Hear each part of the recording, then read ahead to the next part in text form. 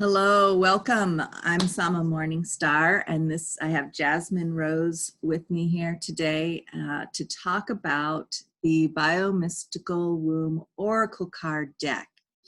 So this is a big announcement that I received not too long ago, maybe a couple of months ago, the vision to create an Oracle card deck based on the Biomystical Womb body of work that I've been working on for some time.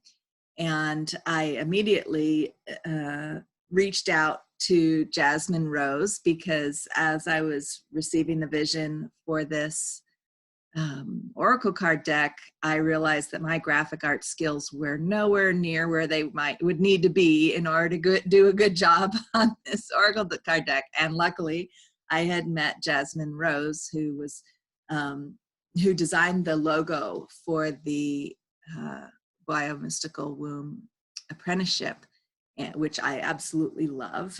And so I reached out to Jasmine Rose, and she said she would love to work on the project.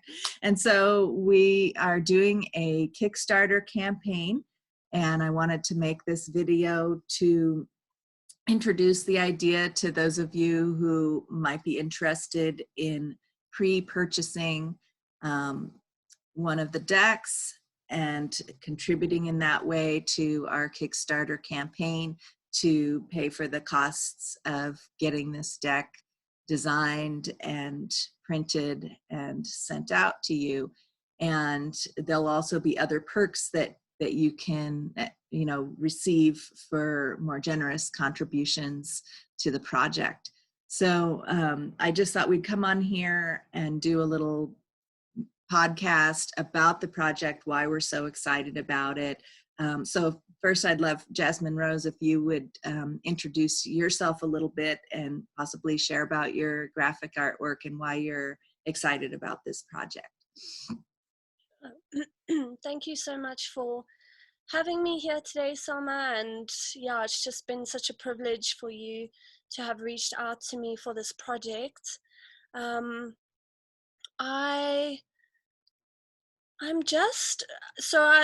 studied design, but while I was studying design, I simultaneously embarked on my own spiritual journey. And while this was ongoing, studying these two like polarities almost, it became really, really apparent to me, the need in our world for consciously driven design, because I just find that, I found as I was studying, I was learning more and more about the advertising industry. I was learning about the power of what graphics hold, and seeing how that is just being greatly misused. It's being misused to manipulate people and to attract people for the wrong reasons. And so my work has just, since I left varsity, I've held a clear intention that I want to just be doing consciously driven design. I want every project that I work on to be something that's going to be benefiting society, something that's going to be really putting something back into the world. And, I have ordinary projects, I have more corporate projects, but I find that just through that intention, I'm able to bring just something unique into the work that I do. And so when you reached out to me about this project, I can't tell you how excited I was, because this has been something I have been wanting to do myself for such a long time, and it's always been in the back of my mind, like, I'd love to design an Oracle card deck. And I've just never had the concept of my own to create a deck for myself. And so, you reaching out to me has just been such a blessing, because along with the opportunity to be designing this Oracle card deck, I also, I feel so aligned to your work, to what you share, to the wisdom of the womb and the feminine mysteries. And so yeah, it's like something that just makes my heart explode with joy and excitement. Um, and I'm so grateful to be a part of this and so excited.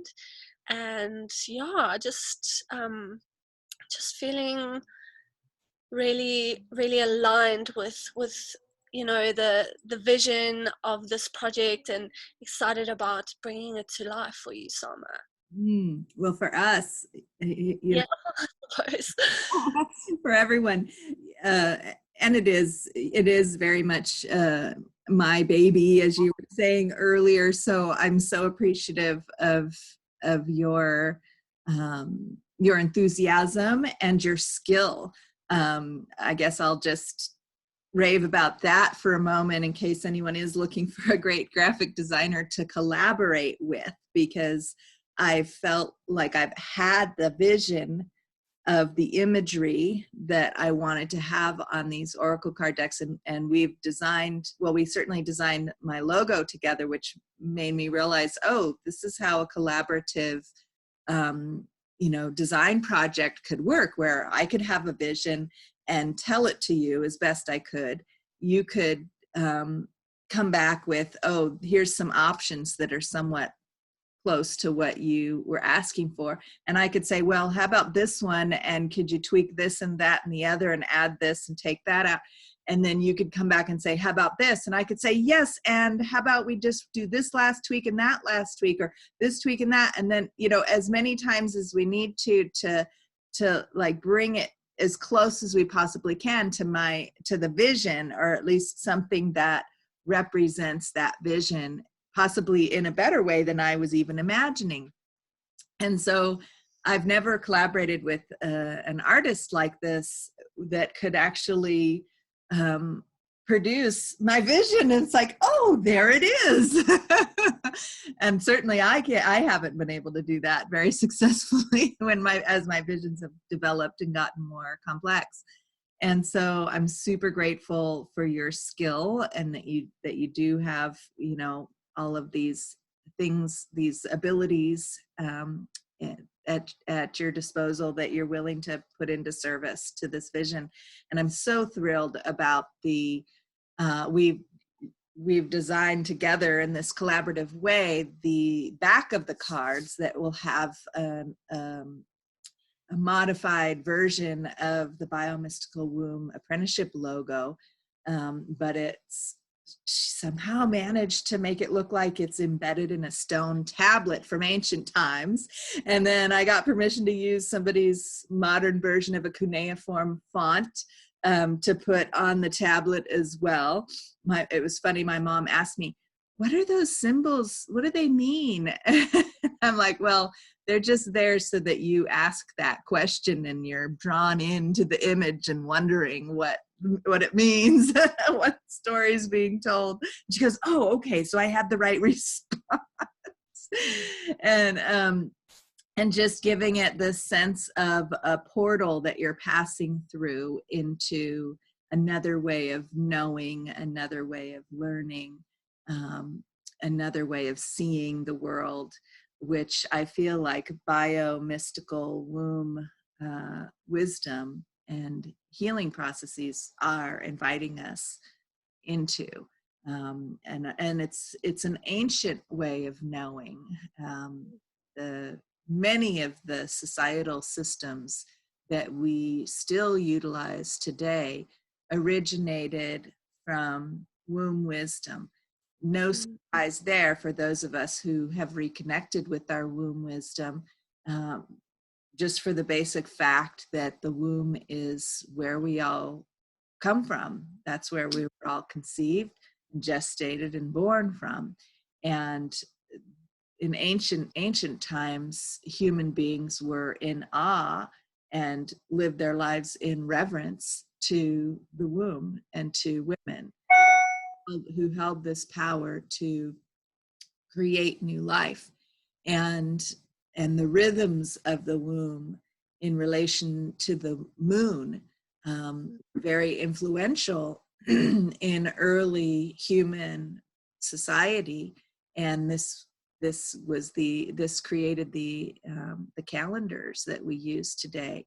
And granted, they've been patriarchally appropriated, and that's why the different months of the year are longer than the lunar cycle, in order to match some Roman emperor's idea of what the year should look like and how to honor certain Roman leaders by naming the months after them. And there's a whole story about how that lunar calendar was appropriated and why we only have 12 months instead of 13. Women menstruate typically 13 times in the year, and that's why that number is so powerful. And so, a lot of these traditions originate from menstruation and womb wisdom and the feminine mysteries. And so, because those powers and mysteries have been appropriated and twisted and suppressed, and even violently so for so long, we need to reach back oftentimes to ancient times to rediscover and reconnect with that wisdom. And so that's why I was wanting some of these sort of clay tablet, stone tablet, cuneiform imagery in the deck there on the back of the deck. And then sort of the red curtains, so you're sort of passing through a portal to access this ancient wisdom. And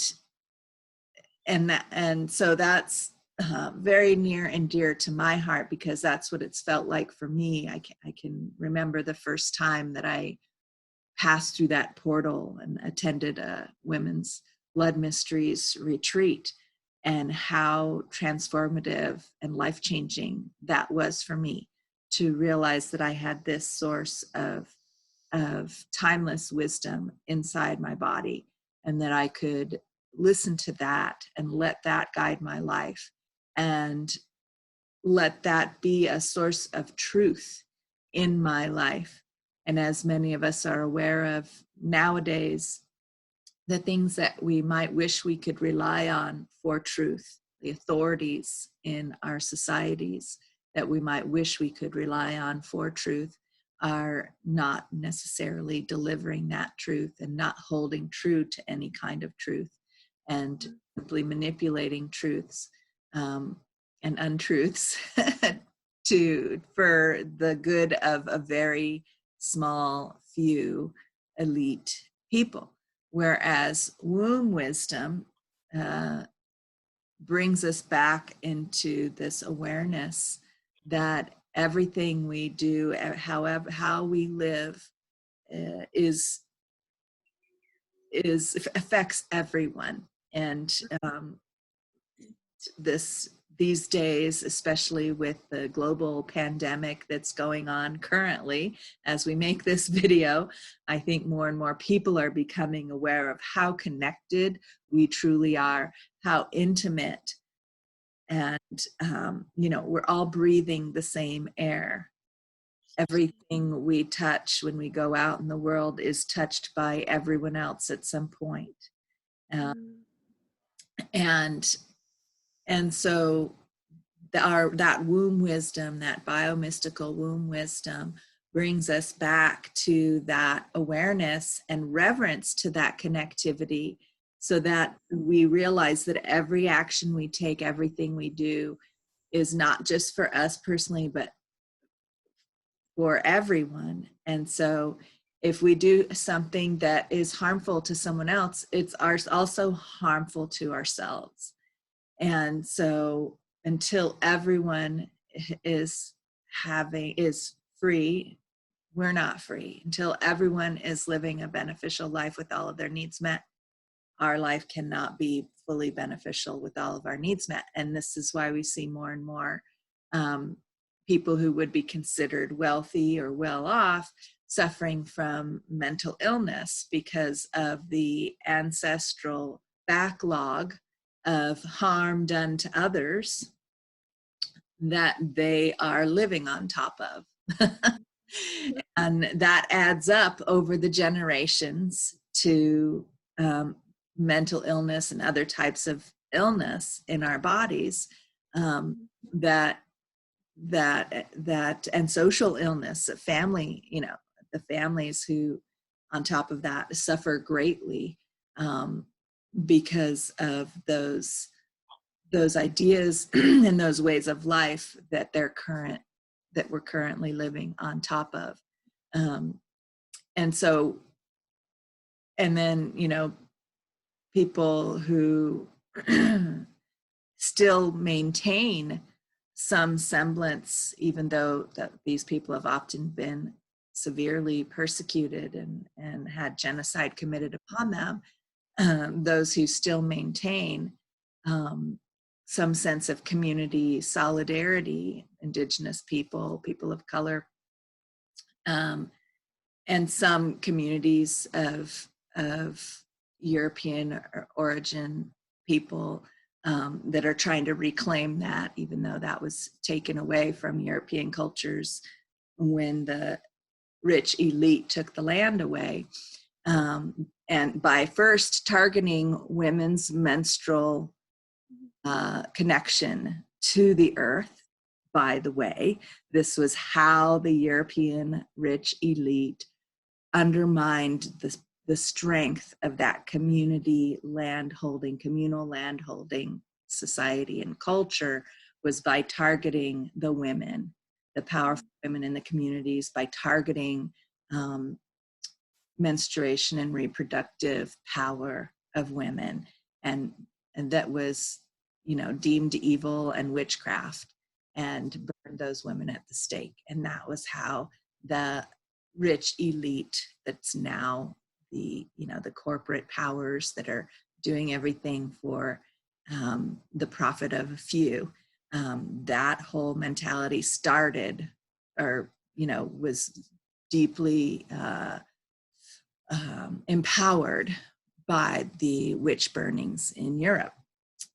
And there are many people that are reclaiming that communal power through reclaiming feminine power, through reclaiming our womb wisdom, through reclaiming our mental health and well-being. Our reproductive health and well-being is the foundation of that communal connectivity and coming back together. And so all of the communities that have some sense that that's important, like the Indigenous people, the African American people, the African communities that still have a tribal consciousness, have all of those communities have suffered greatly from the genocidal impulse of the rich elite that has tried to pull us towards, our life and work only benefiting a few, that has exploited our vital energy, the vital energy of humanity, for the benefit of a few.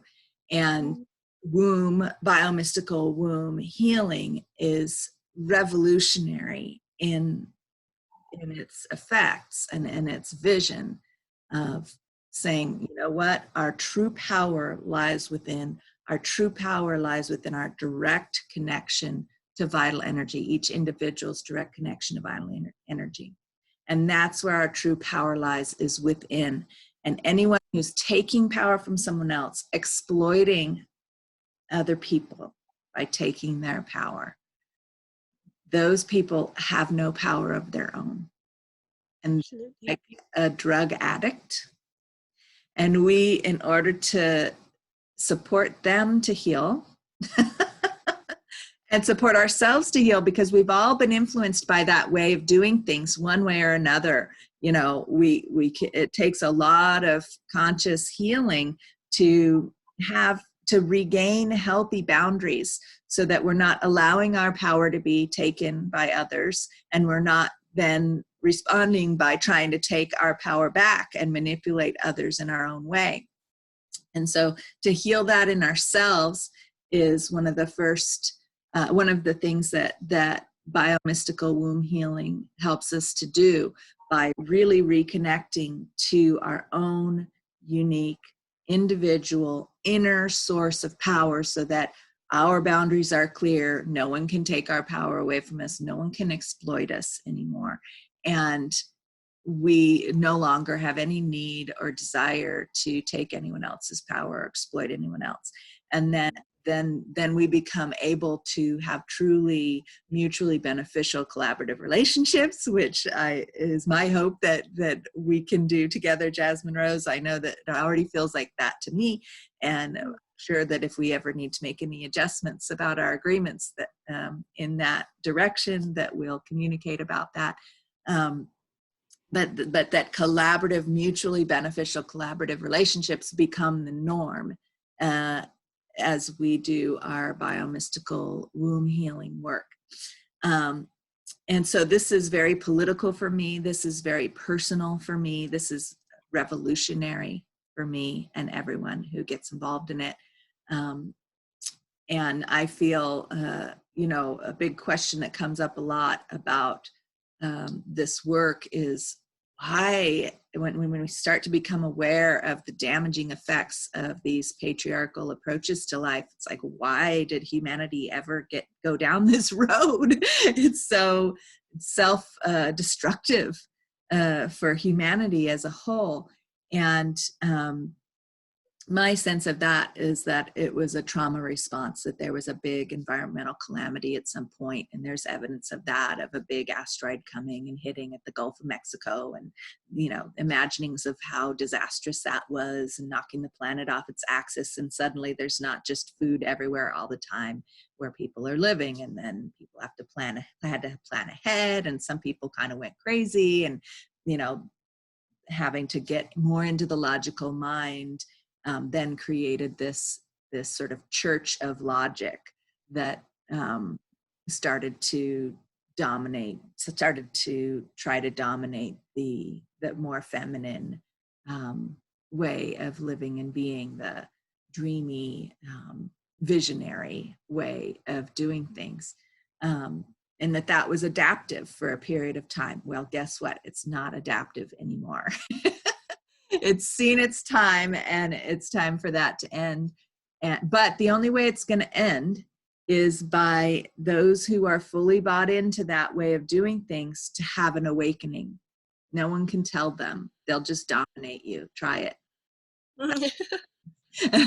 They're better at dominating, and so really the only way to change it is to be so steeped in partnership model of relationship and in our own inner power that no one can exploit us anymore. Yeah. And more people that heal that within themselves and become unexploitable, the more people will be available when those who are still trying to exploit people have their awakening, because that's going to be a major withdrawal. That's going to be like a major drug withdrawal process for people who are serious exploiters. They're going to have a real hard time with that. And so we're going to need to be really strong in our inner power. Those of us who have chosen this path of reconnecting with that. And so that's my description of why I'm doing this work, why I'm writing the Biomystical Womb book, which was the first thing that I started doing, why I'm doing that in a collaborative way. So how that's working is that I started a biomystical womb apprenticeship program, which I mentioned earlier, where I have a number of apprentices who have joined me on a 13-month journey to explore implementing these biomystical womb healing practices in our lives, in their lives, based on the the feminine mystery school teachings that I've been working with for the past number of years. And and the vision of my unique version of that work that's coming through me. And so this first round of the apprenticeship, many of the apprentices are having full scholarships in exchange for um, offering me their writings about their experience with the program as case studies, which I'll be including in the book. So it's sort of a research project, collaboration kind of a thing. And the results are just phenomenal. The changes that these women who are participating in the group are reporting in their writings are not surprising to me, but nonetheless profoundly powerful and heartening, and just very validating for me for this work, which was, of course, why I got the vision to design it this way, to help the project be validated as it was moving forward. That's what helps me to keep creating, is if it's in collaboration, if I'm in relationship and people are saying, yes, this is valuable, yes, we want the next installment, yes, yes, yes, then that helps me to overcome my own history of mental illness and my own voice being silenced from generations back. And so it's a real healing process for me to have this kind of collaborative creation process. And so, you know, when you said, yes, I want to do this project, it's like, oh, okay, that means I get to do it, you know, because doing it alone, I end up, you know, crumbling under the largeness of my visions if I'm just alone with it. But if I have a collaborator like the lovely Jasmine Rose, then we get to stand together and hold it up together. And I'm so grateful for that with you, having you here. And so I'd love to hear any reflections that you might have after hearing my whole diatribe about the project. Well, I think it's just really interesting to me how the womb is it's our greatest oracle, you know?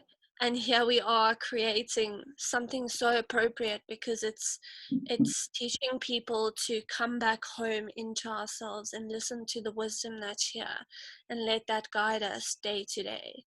And you know, you were speaking a little bit about that authentic power and how that authentic power is power that only comes from within, and it's not power that comes to dominate or you know, tear somebody else's vision down. It comes to empower everybody else around them through their own empowerment. So, you know, it's really just it's amazing to be working on something like this, which is bringing, you know, so much to the world, through helping them connecting with this feminine again.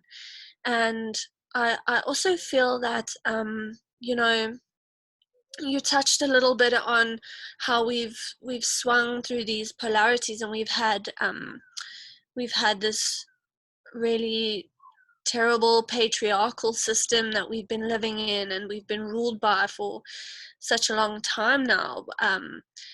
But I feel like it's all been worth something because it's pushed the feminine so deeply underground that now, as women, you know, and as men who are even tapping into this wisdom again, the more we tap into it, the, you know, the way it's going to rise in society and just change everything for us.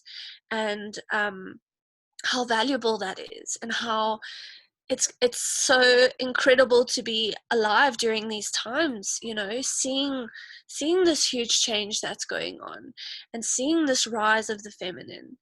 And you know, I think it's just it, you know, even with what's going on right now in the world with this virus that's caused so much panic and fear, and you know, like, a lot of people fail to look at those good aspects of what's happening through this virus. And um, in my mind, it's largely taking us back to the feminine.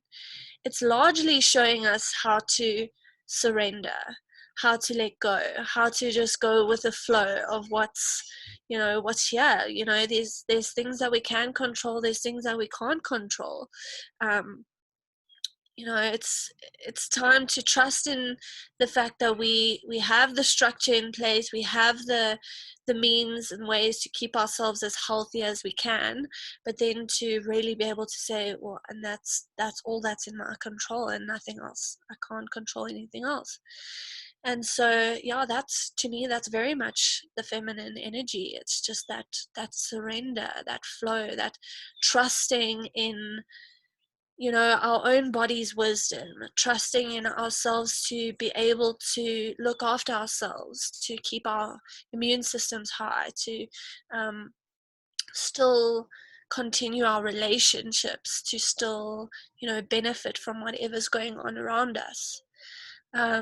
So yeah, I'm in awe of how this project is unfolding at this time.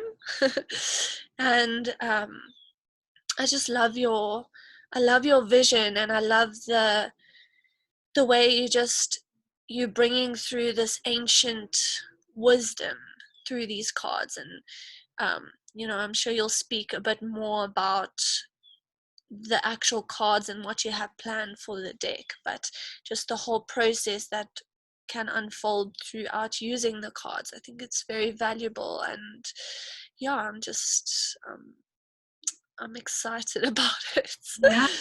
Well, I'm glad you shared what you shared, because it leads me to share a little bit about how this oracle card deck is perhaps a bit different than other oracle card decks that listeners may have used, or that you or I may have used. I know that a lot of the oracle card decks, like the tarot cards or the angel cards, or different decks like that, you have the deck and each card has an image on it, and then you go to a book or some kind of a guide, and you look at what that card means, and then it will tell you a divinatory meaning or interpretation of that card for you.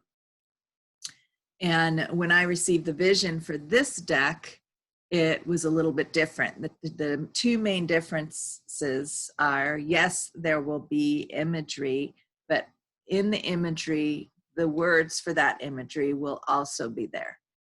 And so there won't be a separate book. It will just be right there on the card. And the words, instead of telling you the divinatory meaning of the image on the cards, they will be inviting you and sharing with you practices to connect with your own womb oracle in a variety of ways.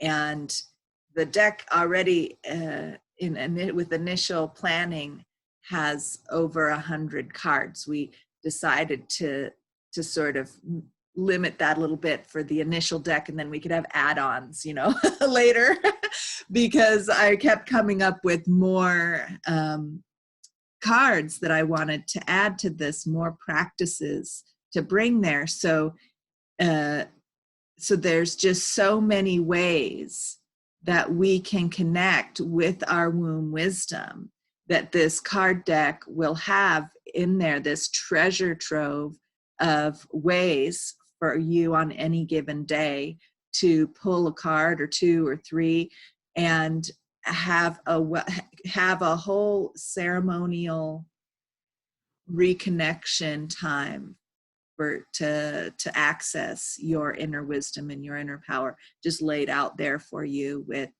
beautiful imagery, thanks to Jasmine Rose's wonderful artistry and my vision coming together to evoke this inner wisdom through the imagery and then also through the words. And so it's going to be in the form of questions, and I have my initial pages written out here. So the Biomystical Womb Apprenticeship Program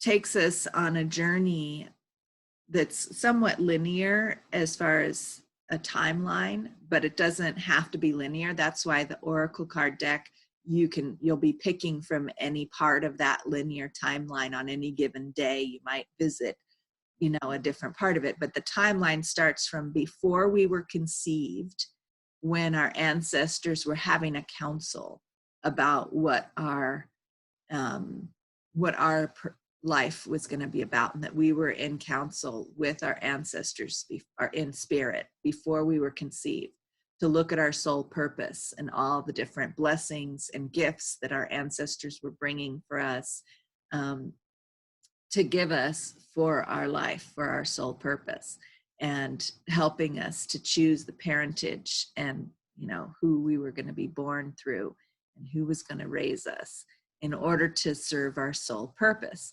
And so that's a very significant thing to recognize, a very significant time to revisit and to imagine what that conversation might have been like in spirit with our ancestors right before we were conceived. And so this is an important part of the womb-centered healing journey, and the kind of wisdom that our womb can give us, because we have that direct connection to the spirit world through the womb. The womb is how spirit comes into physical form.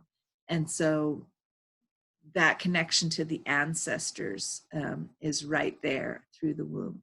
And so we start there. The timeline starts there. So the first cards will be, well, first of all, I'll tell you that there's, like most decks of cards, this card deck will have suits, but like in tarot, you would have cups, swords,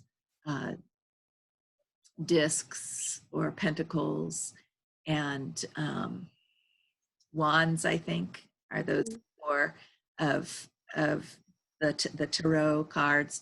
Other like regular playing cards have clubs, hearts, diamonds, and what's the other one on playing cards? What's that? Spades, right. I haven't played cards in a while. The four suits will be the four elements: earth, air, fire, and water. And so, as you can imagine, the imagery for those four suits that will be the same on all the cards throughout the deck has yet to be developed, but I'm sure there's images popping up in all of our minds right now about what those suits are going to look like. And I don't know that we'll have a symbol for each suit, like a hard symbol. It might be just sort of a color scheme with some, softer imagery in the background or incorporated into the imagery of each card. We'll be working on that. So I'm excited to get going with those images. But the wording,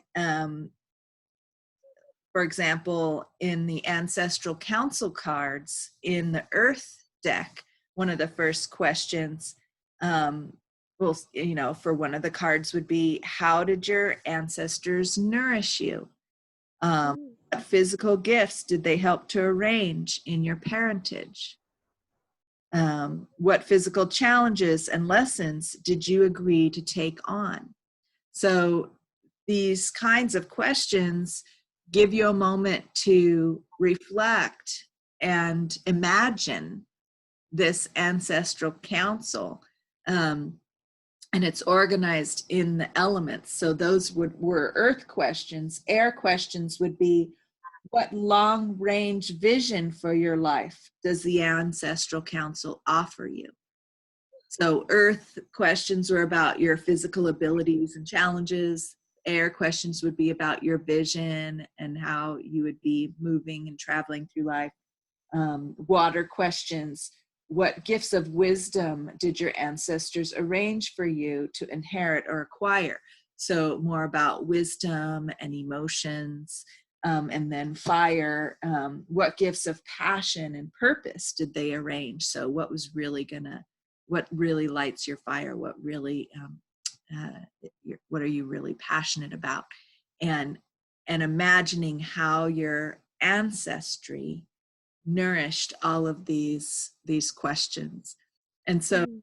if you were to be working with the biomystical womb healing deck and you pulled an ancestral card, an ancestral council card, that would give you a moment to reflect on your soul purpose and imagine how your ancestors might still today be supporting you and giving these gifts to you.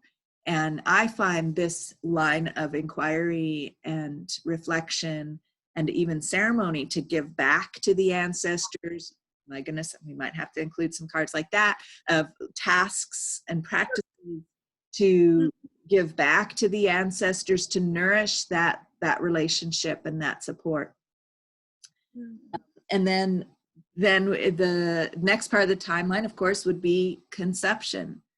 And there's a whole line of inquiry and practice around our conception. What was our conception like? How might we reimagine or recapitulate our conception to include elements that might not have been present?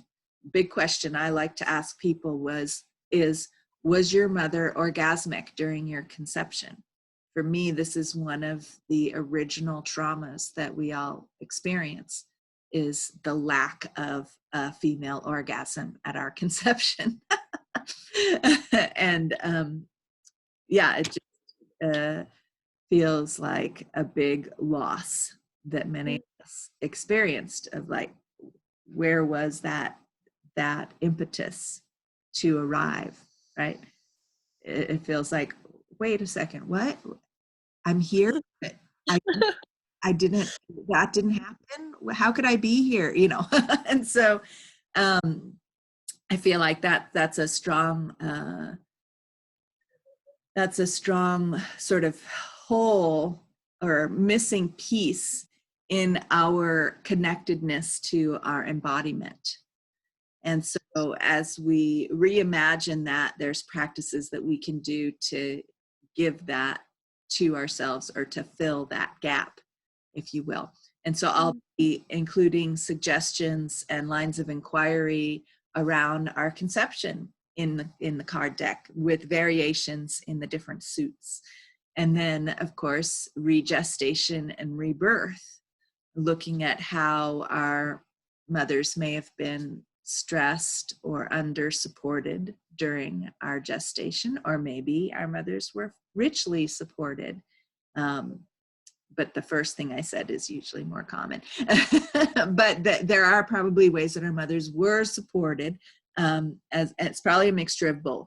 And so that line of inquiry is really good to know, because how our mothers felt during their pregnancy with us creates a blueprint, just like our conception creates that original blueprint of, like, if there was no female orgasm, what are we really here for then? What, you know, what's the point? Right? There can be that kind of a blueprint of confusion of, something's not right here, you know. And the same kind of thing goes on in the gestation. If our mothers are under stress, either chronic, low grade, or a big stressor at any point during the pregnancy, our nervous system can develop with a blueprint of that stress. Oh, this is what life is like. So our DNA then develops us in stress response automatically. And so that blueprint then carries forward into our lives, that we continually recreate that stress response, because that's how we were developed in the womb, and that's what life is about. That's the only thing we know. And so in the biomystical womb healing practices, we can sort of reprogram our DNA through these lines of inquiry, through these meditative somatic practices. So on the cards, we'll all be sharing hints and lines of inquiry and practices that will awaken your own ability to find your way towards revising those blueprints to a more healthy approach to life, a more healthy feeling about life. and regulating our nervous system into a more homeostatic way of operating instead of being in chronic stress response mode. So that's a lot from an oracle card deck to ask, but that's why it'll be in the form that it is, that it's inviting you to engage with these questions and find your own way.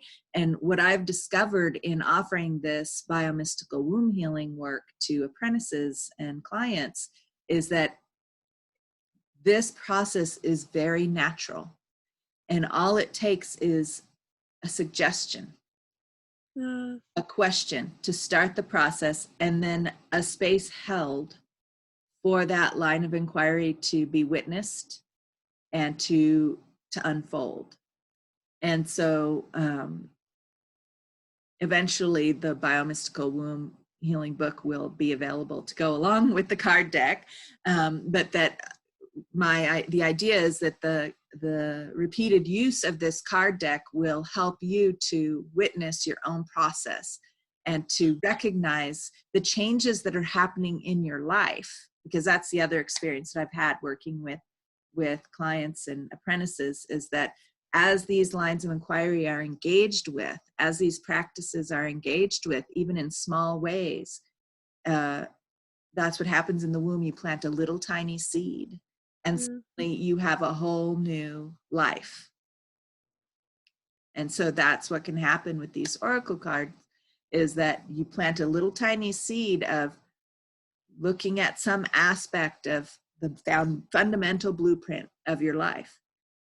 And it can start a way that our wombs nourish change that is effortless and inevitable. And that's inner feminine power, is that it's effortless and inevitable. And we can rest in that as we start to recognize and surrender to that power and nourish that power with our awareness, with our reverence, with our presence. And so that's the main intention of this oracle card deck, is to help you to have a space for that in your life, that recognition, that reverence. And so there'll be a few cards that have sort of general instructions about that for you as well. I'm thinking that we probably need to do that as well.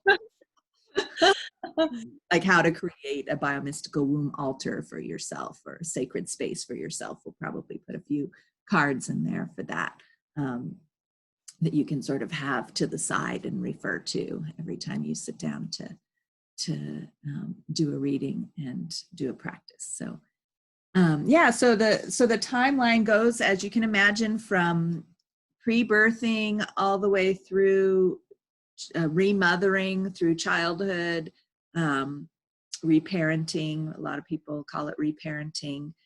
Certainly that's important to engage with all the parent figures and filling in the gaps by reparenting ourselves, and recognizing the strengths and gifts we receive from our parents as well, and really optimizing those as well. And then coming of age, many of us didn't have appropriate ceremonies when we came of age. And so giving that to ourselves is really important. And so we'll have elements of that and lines of inquiry around that in the deck. And then coming into our full healthy relationship with menstruation and the rhythms of our creative power. And then coming into our full sexual maturity. Many of us didn't have, and still haven't had, full initiation or development of that. So inquiring into that. And then creative partnership, coming into healthy relationship with the other beings in our lives. So we'll have lines of inquiry and practices around that. And then the enchantress phase is the phase sort of when we come into our full soul purpose, where we start to really develop our soul purpose. And everything else before that in our life was preparation. Mm. really start to feel that soul purpose. And then the wise one years are after that, when we're approaching the end of our life and the full wisdom of all of our experiences starts to blossom. And recognizing and honoring and revering each of these life phases and what it evokes inside of us. And so, like I said, though, when you get that deck, you're going to shuffle it up and you're going to pick a card from any one of these phases and have a moment of reflection and reverence, perhaps in preparation for your wisdom years if you're not there yet. Perhaps because for each of us, especially menstruating women, we have that whole life cycle in each menstrual cycle. So we have, you could superimpose, or yeah, I guess that's the right word, that whole life cycle. So that preconception phase would be sort of the menstrual or menstruation, where we have that direct connection, that visionary connection with the spirit world. And then we go through reconception and rebirth after menstruation completes, and we're, growing in towards ovulation is through childhood, and then we come towards coming of age at ovulation, and then we move into, sexual maturity and partnership. Our energy is at the ultimate time at that time. And then into the enchantress phase of really having vision of our purpose, and making revisions about how things are happening in our lives as we get into that premenstrual phase. And the wisdom years is when we're in menstruation again. So there's some overlap, and many can see that as, as we get into our older wisdom years, it's almost like returning to childhood or returning to preconception, when you're really connected with the ancestors again. So there's some overlap in the beginning and the end of the cycle with the life cycle, as well as the menstrual cycle. So that's a lot of words that I said and a lot of ideas. So I'd love to hear any more reflections you have, Jasmine Rose, after I've spelled out sort of the whole card deck and how it'll work for people, and any questions you might have too. Well, I just wanted to start with the fact that I really love this process of rebirthing and reconception, and the linear timeline to it. I do love that it's, this is the journey of life that we all go through. But the way we'll be using these cards is, in our journeys, we come to places where we are stuck, or we've hit a wall, or we've been triggered by something, and often, it's all linked to this linear process. It's all linked to either our preconception, our conception, our childhood. But sometimes it's hard to put your finger on, like, what is the root cause of this issue that's come up for me. And that's what I just really love about the way you have created the layout for these cards, is because, at any moment I could be facing a block in my life, and I could go to the cards and I could say, show me the deeper meaning. Why is this coming up for me? What particular place in my life do I need to revisit to find deeper wisdom about this? So yeah, that's just really, for me, that's the most exciting thing about the way you've created this whole conceptualization for these cards. I just love the fact that it's just this beautiful tool that you can use to tap into this wisdom at any point, and it can really help you to find answers to things that are not otherwise, these things aren't always easy to find and understand by yourself. It's not always easy to know when sorry, when something is being triggered because of a childhood wound or because of a conception wound. And also the way you are creating more awareness about this whole process, about the importance of each step of the way. You know, often people dismiss their conception, they dismiss their time in the womb, they even, could dismiss their childhood or their coming of age. People don't realize what an impact it can have on somebody when, as a young woman, if you aren't celebrated when you come into your menstruation, the amount of shame that can put on you. So it's beautiful to have this tool to be able to reflect on these things and gain this deeper wisdom and understanding of the feminine and how the feminine lives in everybody, both men and women. So yeah, I think that's really just the main essence of what I would like to share there on that. Yeah, and I love it that, that feels really impactful for me too, with the, that what part of my past might I need to revisit right now? And also the potential that, say you did a multiple card reading and you might pull one or more cards from a phase of life that you've already passed through that needs your attention, but you also might pull one or more cards about a current time in your life, something that you're currently working with, and that could give you reflection on your romantic relationship or the development of your sexual well-being or your menstrual health or your reproductive health that's currently happening right now. And you might see a connection between the card about what's currently happening and the card that you pulled about something that happened in your coming of age, or something that, that made you reflect on how you were born or how you were conceived. And then you start to put those pieces together.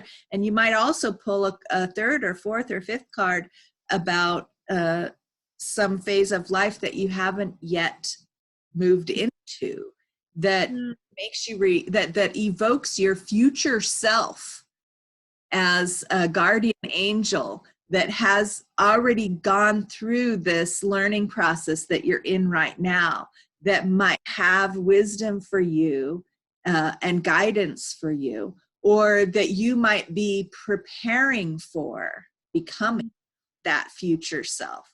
And so playing with time in this way is one of the things that I really love about biomystical womb healing work.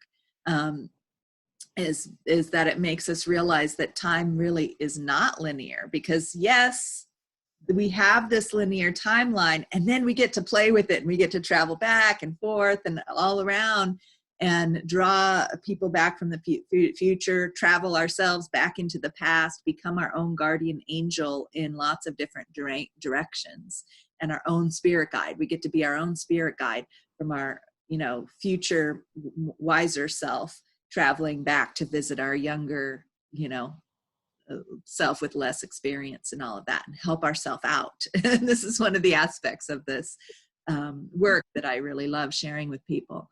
And then there was another thing that came up for a moment there, but now I've lost it. I'm sure we'll probably have other podcast conversations about this too as we continue. Oh, yes, it was about the goddesses. So there hopefully, and I don't know if it'll make it in the first iteration of the deck, but there's goddess cards that I'd like to make, because goddesses and then other allies that we might find assistance from in the spirit realm.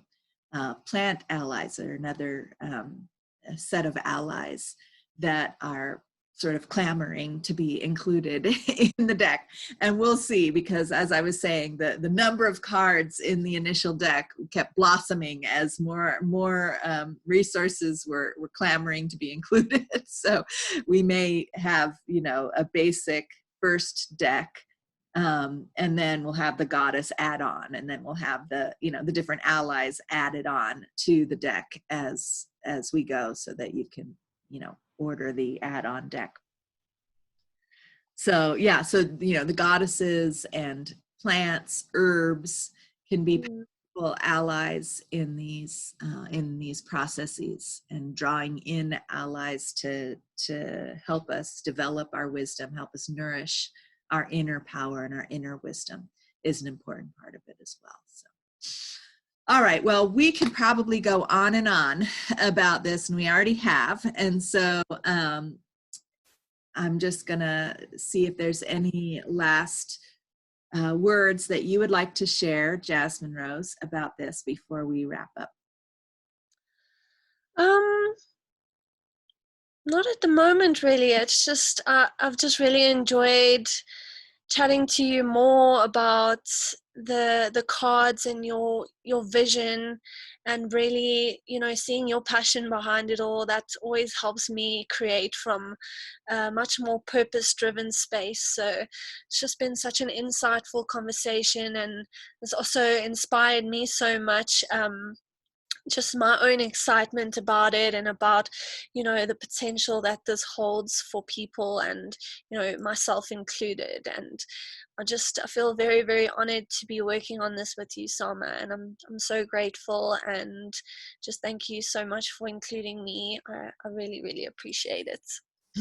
Thank you for taking me up on the offer and being such a person to collaborate with and easy to collaborate with. I really appreciate it. So I'll just say a few logistical words before we wrap up here. If you've gotten all the way to the end of this video, great. So if you're seeing this video or listening to this audio on the Womb-Centered Healing podcast, you can find the link to the Kickstarter campaign in the show notes, in the description of the video or in the show notes of the podcast. And come on over to that Kickstarter campaign, and perhaps you're seeing this video in the Kickstarter campaign itself. And if that's the case, then check out the ways that you can contribute to our campaign to get this project up and running. And there'll be some different levels. I know that Jasmine Rose, you're in South Africa, and there will be special pricing for South African customers. And so look for that. If you're someone that received information about this from Jasmine Rose in South Africa, then you are eligible to make a contribution on those South African pricing, and we'll have that listed clearly. And anyone else will need to look at the other pricing. If you don't live in South Africa, then you'll look at the other pricing. Unless, of course, I'm thinking if your country has similar economics to South Africa, like if you're somewhere in Africa and you need the South African pricing, and that shipping from South Africa might be the best option for you, then we can look at that as well. So don't hesitate to reach out to either of us if you're not sure which of the pricing options to use. So our contact information will be in there in the Kickstarter campaign as well. And thank you so much in advance for your support. The idea is that with any of the options for contributing to the campaign, you would then receive at least your own card deck when we do get it completed and printed up and ready to send out. So we'll be coordinating that with all the contributors once that's happened. And then there'll be other perks like, having full access to the next round of the 13-month biomystical womb healing program, apprenticeship program, and other variations of that. I have various courses and offerings and services of smaller and larger size and duration and time commitment that will probably make a series of different contributions that you can make with different perks on top of your card deck. So there we go. And maybe even, I don't know, we haven't talked about it, but maybe even some graphic arts services from Jasmine Rose might be included as some of the perks as well. So look for all of that. We look forward to hearing from you and receiving your generous contributions to support this project. So that's all for now, and many womb blessings to you all. Until next time.